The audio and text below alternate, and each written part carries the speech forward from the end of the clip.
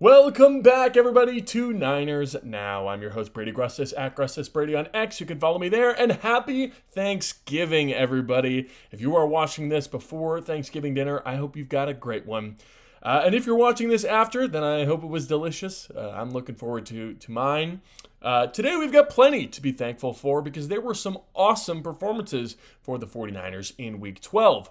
We are back with the Week 12 stock report today. And of course, stick around until later in the show because I'm going to preview all three Thanksgiving games and the Black Friday game. All four of those games should be pretty exciting, and some of them matter quite a lot for the 49ers. But of course, before we begin, go ahead and subscribe down below. The support has been amazing so far. Leave a like, leave a comment. Let me know what you're thankful for this Thanksgiving. And let's get into it. So to start, we're going to start with the stock up, guys. And clearly the number one is Jair Brown, the safety. Jair Brown has not been an incredible player for the 49ers in his career, but he was fantastic on Monday night. He was named the NFC Defensive Player of the Week. He got 2 interceptions. He was flying around. He was tackling well. It was the best game of his pro career comfortably. And we're going to need to see this level of play the rest of the season because I think the safeties are going to matter quite a bit, especially with the recent matchups coming in the next couple of weeks. Robert Saleh actually said about Jair Brown that he wasn't being a fit ball player, he was being a football player. And that was a compliment from Robert Saleh. And he elaborated what he meant by that was he wasn't just playing his role and he wasn't just doing what he was told, right? He wasn't just playing in structure. He was playing out of structure as well, and he was making the extra plays. And Robert Saleh said that was something that was really impressive, especially on that second interception. Jair was supposed to be playing the deep middle, the deep middle zone. He was supposed to be covering the deep middle of the field, but instead he notices the dig route by Tetero and McMillan. He sees Bryce Young's eyes. He sees that Bryce Young is expecting that throw to be open, and he jumps the route. And Jair was talking about how Bryce Young's a very smart quarterback, and it's important to sort of mix up what coverages he thinks he's getting, right? Show him something pre-snap and then switch it up post-snap. So shout out to Jair Brown. Hopefully he can do this same sort of thing against a rookie quarterback in Shedeur Sanders next week. Next up, I've got Jair Brown's fellow starter, Malik Mustafa. Both Malik Mustafa and Jair Brown played 100% of defensive snaps on Monday night. They were the starting safeties, and they were on the field every single defensive play. There's been, safety competitions all throughout the year. For a while, Malik Mustafa was hurt, and it was Jair Brown losing the competition to guys like Marquise Siegel, Jason Pinnock, right? But now both Brown and Mustafa are out there on the field, and they're balling out. This was the best game of the year for Malik Mustafa as well. He had multiple huge tackles in the red zone and in the low red zone as well, inside the 10-yard line. He had one on Bryce Young, the play before the Jair Brown interception, where Bryce Young was scrambling, had a lane to the end zone. Malik Mustafa fills that lane and brings down Bryce Young about 1.5 yards short of the end zone. And then we all know Bryce Young ends up throwing an interception the very next play. So shout out to Malik Mustafa for making that play. And then later on in the game, the Panthers are back in the red zone, and it's 3rd and goal, and they're trying to... it's the kind of thing, even the announcers were talking about it. If it's 4th and 1, they're probably going for it, right? If they're 1 yard away, they're going to go for it. Bryce Young checks it down to the running back, Chuba Hubbard, in the flat, and Malik Mustafa was all over it. Dropped him for a loss of 3 or 4 yards and forced the field goal try. It was great. Malik's tackling angles have been a little inconsistent so far this year, but they were awesome on Monday night against the Panthers. Mustafa was flying around. He was hitting dudes. He was making good contact. He wasn't missing tackles. It was really fantastic. It was great to see from Mustafa. And now one more guy I want to talk about. It's Jake Brendel, the center. This might have been his best game of the season. This whole Monday night game was guys who have not played well, all of a sudden playing great. Jair Brown, much maligned. Malik Mustafa was kind of having a down year. And Jake Brendel, not the most popular guy for 49ers fans, but he played great against the Panthers. He was absolutely moving dudes in the run game, especially. He got to that second level with consistency. That's what the 49ers love to have him do. They love to have him help on a defensive tackle and then shed to the second level, blow up a linebacker, and he did that plenty against the Panthers. On the Christian McCaffrey touchdown run, Jake Brendel blocked 2 guys on the same play in the second level.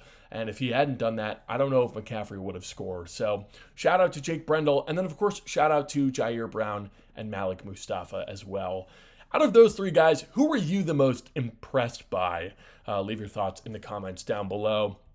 And now let's talk about the flip side of the coin, the stock down, right?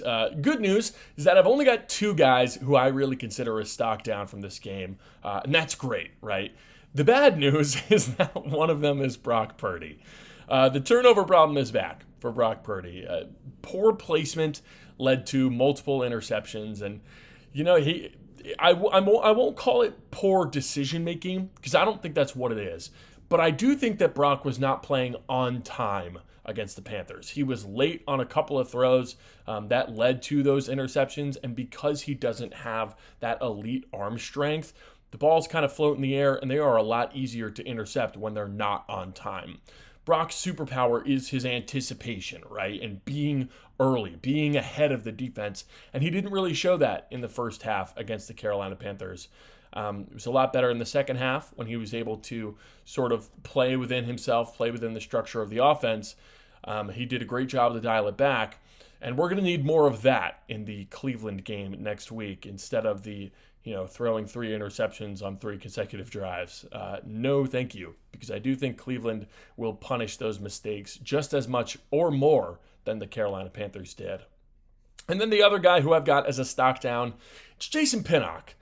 He was starting for a while, but he's been demoted to this part-time big nickel role. We saw Jair Brown play big nickel earlier on in the year, and Robert Saleh actually said he played so well in that role that they thought he deserved another shot at safety, and it looks like that was the correct call, considering that Jair played great on Monday night.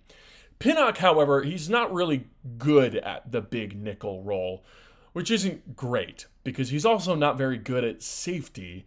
I don't think Pinnock is a guy who should return to this team next year. It's nice to have a veteran and a body who knows the system, but he's just not as good as the other players on this defense.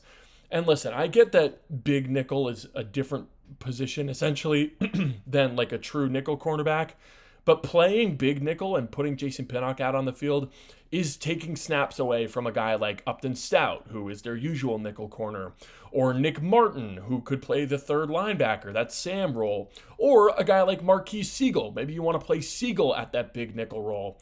They're not doing any of that right now. They're playing Jason Pinnock there, and it's not working. He's not very good. So stock down for Jason Pinnock, and like I said before, stock down for Brock Purdy. Certainly not his best game of his career. In fact, one of his worst. But that's okay. We're moving forward. We got another game next week, short week against the Browns. And I want to move on and I want to talk about something a little more positive, right? It's Thanksgiving today. So I wanted to talk about a couple of 49ers that I'm really thankful for. A couple of guys who have really made this season worth watching and who have really brought joy to myself and I'm sure other 49ers fans as well. The first one, it's got to be Robert Saleh, right? I mean, we all remember last year's defense. It was horrendous, one of the worst I've ever seen. And Robert Saleh has saved this defense. Even with all the injuries, he's still able to pull out performances like Monday night against the Carolina Panthers, limiting the offense to only 9 points. I mean, that's unbelievable. He is a culture setter. He is a phenomenal coach and a phenomenal, scheme guru guy. He can draw it up with the best of them. He can disguise coverages. He can run creative blitzes. But he also knows how to get the best out of his players. And seeing him fired up on the sideline every week, it's just awesome. It is awesome to see what Saleh has done with this young and really inexperienced unit. It's been such a joy to watch. And then, of course, he's not starting anymore, but I want to give a lot of love to Mac Jones. Mac kept us afloat for about half the season while Purdy was out. He won way more than he lost. And although he didn't play great every game, he played good in many of them. He is the perfect backup quarterback. He's a great personality. He played great on the field. I got a lot of love for Mac Jones. I'm very thankful that he's a 49er, and I'm thankful for what he's been able to do this season. So shout out to Mac Jones. And then, of course, the other guy hurt right now, but Eddie Pinheiro didn't miss a field goal in his season so far. We'll see if he comes back. But maybe playing like a top 5 kicker in the league. He was fantastic as a 49er. Sure had a couple of miscues on extra points, but really, really good. And a high energy guy, too. It's not often you get a high energy kicker, but I love to see that from Pinheiro. He's been so good for this 49ers team, and I really hope that he's back, not only this season, but in seasons to come. So those are the 49ers that I'm thankful for. Robert Saleh, Mac Jones, Eddie Pinheiro. Was there anybody that I forgot about? Let me know in the comments down below, and let me know what you're thankful for. It can be 49ers related. It can be otherwise. Just let me know. I want to hear from you guys on this. Now, to wrap up the show, we got a lot of big games. We got 3 games tonight and 1 game tomorrow on Black Friday. Even before the Sunday games start. So I wanted to preview those games, starting with Packers-Lions. Packers-Lions is probably either going on or finished by the time you see this video. And it is a massive game for the playoffs. Both teams are in contention for a wild card spot. Same with the 49ers. All 3 of those teams are battling each other. I'd probably prefer a Lions win because of the tie. The Packers are 7-3-1 right now, which means they have fewer wins and fewer losses than the 49ers. And I guess that puts them above the Niners in the standings. But if the Packers lose to the Lions, then they're at 4 losses, which is the same as the Niners. That moves the 49ers up to the 6th seed, Lions up to the 7th seed, and Packers to the 8th seed. If the Packers win, the 49ers will stay the 7th seed even if they lose to the Browns. So it's there's pros and cons for either scenario. The Lions winning is a little more high risk, high reward, right? It means the 49ers could take the 6th seed with a win, or they could fall out of the playoffs entirely with a loss against the Browns. But the Packers winning likely means that the 49ers would stay the 7th seed regardless of what happens in that Browns game. Unless the Bears lose. And we're going to talk about that a little bit later when we get to the Black Friday game. But let's focus on the Thanksgiving games for now. That's Packers-Lions. I think the Packers are probably going to take this one. They beat the Lions back in week 1. And I think they probably get a win this week. I think the Lions are good, but they're certainly not perfect. And I trust Micah Parsons and this Packers defense. Next game, though, Chiefs at the Cowboys. This game matters a lot less for the 49ers because it's impossible for either the Chiefs or the Cowboys to crack the top 7 in their respective conferences this week. For playoff seeding purposes, I guess you always want to root against the NFC team, which is the Cowboys. But the Chiefs missing the playoffs would be amazing. I would love that. So I prefer the Cowboys winning. Doesn't matter too much for the 49ers yet, though. In terms of predictions, though, I do think the Chiefs probably win. The Cowboys offense is fantastic. They're playing great, but I think Mahomes delivers in prime time. I bet there's at least one call that's a little bit questionable, and I think the Chiefs get it done. And then the final game, the night game, Bengals at Ravens. Very little impact on the 49ers, genuinely 0. However, Joe Burrow is back, so I'm going to take the Bengals in that game. I am really not confident in the Ravens this year. Lamar is banged up. They struggled with the Jets last week. John Harbaugh might be on his way out. I really think the Ravens are trending down. And with Joe Burrow back in the fold, I'm going to take the Bengals in that game. So now let's talk about the Black Friday game. Bears at Eagles. This is a big game for the 49ers. This one and that Lions-Packers game, those are the ones to watch for sure. If the Bears lose and the 49ers win, then no matter what, the 49ers will be the 6th seed once this weekend is over, right? If the 49ers win and the Bears lose, the Niners are the 6th seed, at least for right now. It doesn't matter what happens in Packers versus Lions. Now, if the Bears win and the Packers win, then the 49ers are the 7th seed, right? If the Bears win and the Lions win, then the 49ers are the 6th seed. But here's what we've got to root for the Bears to lose. I think that is the ideal scenario for the 49ers. Because if the Bears win and the Niners lose, then it'll really depend on what happens in Packers-Lions, okay? Then we're relying on that result to stay in the playoff race. But if the Bears lose and the Niners win, we'll be in the clear. You're in the playoffs, at least in that 5, 6, or 7 sphere, no matter what. This is maybe the most important game of the weekend for San Francisco, maybe even more important than their own game.